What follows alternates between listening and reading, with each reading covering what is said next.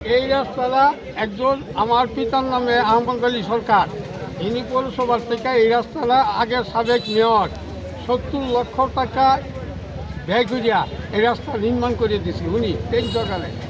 কিন্তু এইটা দীর্ঘদিন ধরিয়া এই রাস্তা চলাচল হইতেছে এবং আগেও এই পূর্বে ছিল এটা কাঁচা রাস্তা, কিন্তু এখন এটা আমরা অনেক আজকে ব্যবসায় জন্যছি 51 বছর। উনি 51 বছরের মধ্যে এই রাস্তায় চলাচল মানুষের বসবাস, কিন্তু আপনাদের দৃষ্টি আকর্ষণ করতে এই কারণে উনি বারবার ওই সরকারি পৌরসভা অর্থ কেন অবশ্যই করে, এটা আমার প্রশ্ন আপনাদের কাছে।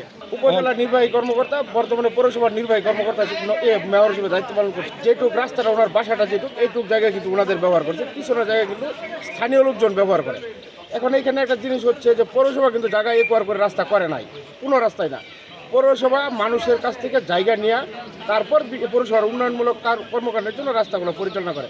কারণ উনি যদি পৌরসভার দায়িত্বে থেকে এরকম একটা দৃষ্টান্ত স্থাপন করেন যে উনি ওনার জায়গা বন্ধ করে দিচ্ছে, পরবর্তীতে এই পৌরসভার জন্য আর কেউ রাস্তাঘাটে জায়গা দেবে না।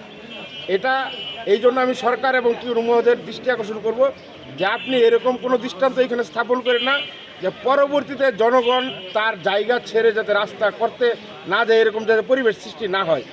পুকুর খনন করছে প্রায় অনেক টাকা, 1 কোটি টাকার উপরে এখানে খরচ করছে, কোনো সার্থকতা আমাদের হয় না। যে আমরা আদৌ জানি নাই যে এই রাস্তাটা বন্ধ হয়ে যাবে। আমরা হঠাৎ করে এখন শুনতেছি যে রাস্তাটা বারবার এখানে সংস্কারের কাজ হয়েছে, এটা পুকুরের পার ভেঙে গেছে, আবার সংস্কার করা হয়েছে, পুনর্নির্মাণ করা হয়েছে পৌরসভা থেকে, টিউন অফিস থেকে বারবার করা হয়েছে।